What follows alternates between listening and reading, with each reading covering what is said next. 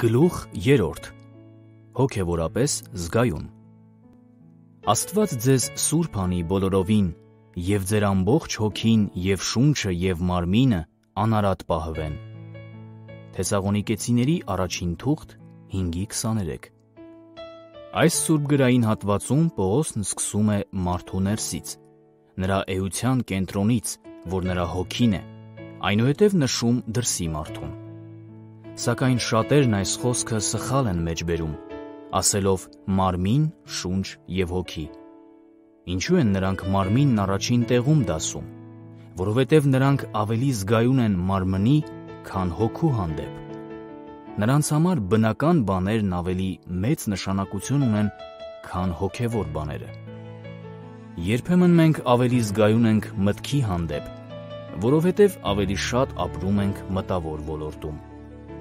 Սակայն մարդը հոգևոր էակ է։ Մենք պետք է հոգևորապես զգայուն լինենք։ Որքան հոգևորապես զգայուն դառնանք, այնքան հոգևոր իրողությունն ավելի իրական կդառնա մեզ համար։ Աստծո հոգով առաջնորդվելու համար պետք է ավելի զգայուն դառնանք մեր հոգու հանդեպ, այլապես չենք կարող հետևել նրան։ Աստծո հոգին մեզ առաջնորդում է մեր հոգու միջոցով։ Թող ձեր հոգին առաջին տեղում լինի, դարձեք ավելի զգայուն ձեր հոգու, ձեր ներսի մարդու հանդեպ։ Հասկացեք, որ դուք հոգևոր էակ եք։ Քրիստոս Հիսուսում դուք դարձել եք նոր արարած, վերստեղծված Աստծո կողմից։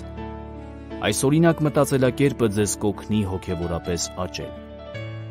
Տարիներ առաջ սկսեցի այսպես մտածել։ Սկզբում բարձրաձայն ասում էի. ես հոգևոր էակ եմ, ունեմ շունչ, ապրում եմ մարմնի մեջ։ Կրկնելով այս խոսքերը ավելի զգայուն դարձա հոգուս հանդեպ։ Այս խոսքերն ավելացրին հավատքս, որովհետև հավատքը հոգուց է կամ սրտից։